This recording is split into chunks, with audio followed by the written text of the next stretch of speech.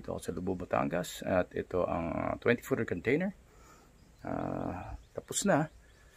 Ito na sementohan kahapon. At naglagay kami ng mga gamit dito. Lahat ng mga nakabasura inayos namin. Yan pala itsura ng basura pag nakaayos. Maganda rin naman eh. Kaya wala talagang tapon. Hindi katulad ng mga ibang bagay na pag hindi mo iniisip kung saan mo ilalagay, katulad yung mga batong yan nakakalat lang. Pinorma namin ito yung mga sobrang tiles na nanggaling sa banyo. Tulad ng nabanggit ko noon, yung banyo nung ginawa namin hindi na kami nagsayang ng tiles dahil yung ginawa namin sa tiles tinago namin lahat. At kaysa maging landfill, ginawa namin banyo. So ayan, yung tiles tapos na. Ito yung marble flooring na tinanggal din namin sa lumang banyo. Ginamit namin dito. Nagiba na yung banyo kasi ano siya, sira na. Ang dami ng sira. Mahina ang pagkakagawa. Pero ito, yung tiles, ang lahat ng mga ginamit ko rito, ito yung mga sobrang basag-basag na. Hindi ko tinapon. Ayan siya ngayon. So pwede siyang gawing mosaic. Ito yung mga lumang mga aluminum lang na nakita ko kung saan saan. Ito ay basag na, rinipair lang namin para magamit dito. Epoxy lang ang katapat niyan, tsaka fiberglass. Isang ganyan, alam niyo na, nasa 5,000 hanggang 7,000 na gamit ulit. Ito ay mga lumang marble na basag-basag na. Yung magaganda pa, pwede pang i-grinder para gumanda yung mga edges at nagamit ulit.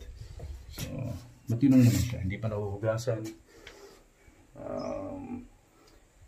Ayan po yung lababo, pakita ko sa inyo. Ito ay used na rin. Makikita nyo, lumang-luma na yung ito, hindi pa napapalitan. Yung drain niya. At saka ito ay galing sa shower to. Kita nyo, ito yung umaakyat dito sa shower. Pero tinanggal ko na lang at lalagyan ko to ng cap. Tapos ito yung pang itaas, ito yung pang ibaba. Hahatakin mo lang yan, kakaroon na ng tubig. So ito yung mga dalawang hindi ko na ginagamit, nakatambak lang. Meron siyang mga 3. Ginamit ko yung 2.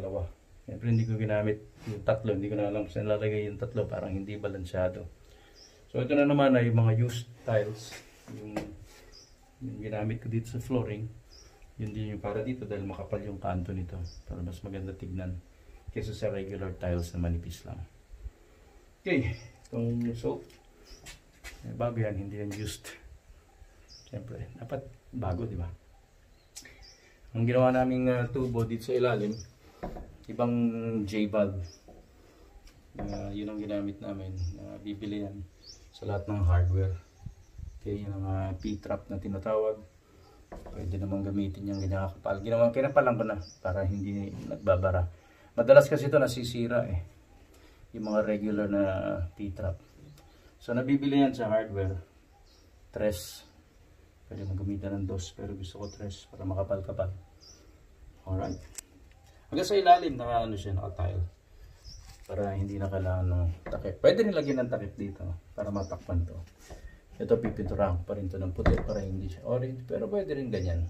Kanya-kanyang taste ko yan. Okay.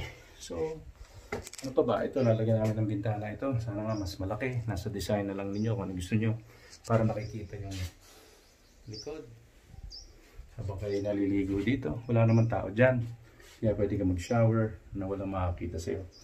Ito naman ay yung mga luma kong mga shower head. Dito ko na lang ginamit. Luma ko yan, hindi yung bago. Close up ko para makita ninyo. Yan, makikita nyo, iba-iba na yung ano na siya. Parang oxidized na siya. So sa malayo mukhang bago. Pero pagka nagamit at hindi ko pa yan sa sandpaper, pero pag na sandpaper yan, gaganda yan kahit na paano. So dati ito ay mga used. Gamit ulit. Hindi nyo na kailangan bumili. Medyo mas matagal lang ng labor dito pero ang outcome nito talagang kakaiba. Hindi nyo na kailangan maglagay ng picture frame para siyang Picasso. Anyway, yan. So ito hindi pa napipinturahan, magiging puti ito.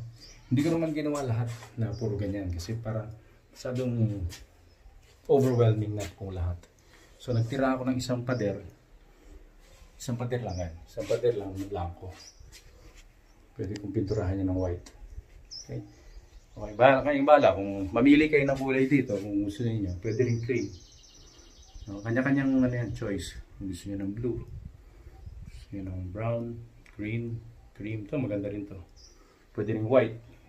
Grout kasi nito is off-white, cream or bone. Alright. Ang pintuan, regular flush door lang. No? Ito pwede na dito sa baba. Pero tinaas ko na lang, kanya-kanyang preference yan kasi mas, para sa akin, mas madaling dito ilagay. Gusto nga sana dalawa. Pero bani lang naman to eh. Ito, ang push lock lang ito.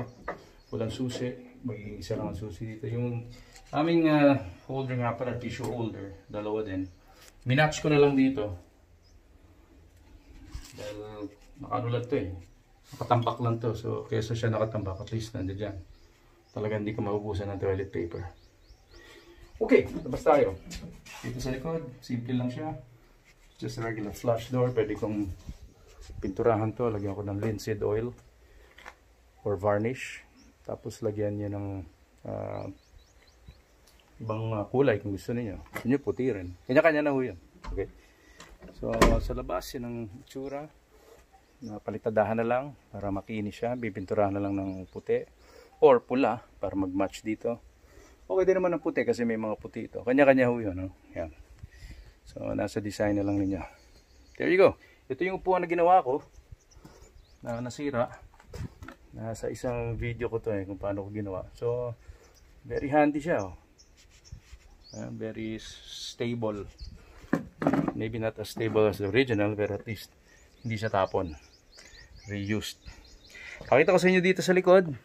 Kaya sa ilalim ng container. Yung mga bricks na ilinagay ko muna rito dahil sobra siya. So dyan muna siya. Ito makikita ninyo may mga bato rito.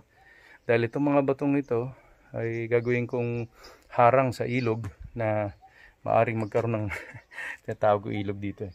Pagka umuulan malakas dito, dumadaan ang tubig dito, dito dumadaan to sa ilalim. Kaya lagyan ko ng harang. Kanina inumpisahan ko na. At ayun yung iba. Pababa ito, hindi nyo masyado napapansin pero pababa ito. Doon tutuloy yung tubig sa pinakailog niya. So iwasan ko yung tubig na pumasok dito. Kaya lalagyan ko yun ng bato hanggang doon. Tapos yung graba makakatulong niya para hindi magpunta rito yung tubig at dediretso na siya dito. Okay, so yan lang muna ngayon. Magpapakita uli ako sa inyo ng ibang mga projects na ginagawa rito. In the meantime, thank you for watching Gabby Concepcion Experience. Please like, please subscribe, and share me a comment kung anong plants ang pwede ko ilagay dito or kung anong gusto nyo sabihin tungkol sa project ko. Okay, take care everybody. Stay safe, stay home. Hello everybody, I'd like to share with you today is another day that we just finished working on the rocks.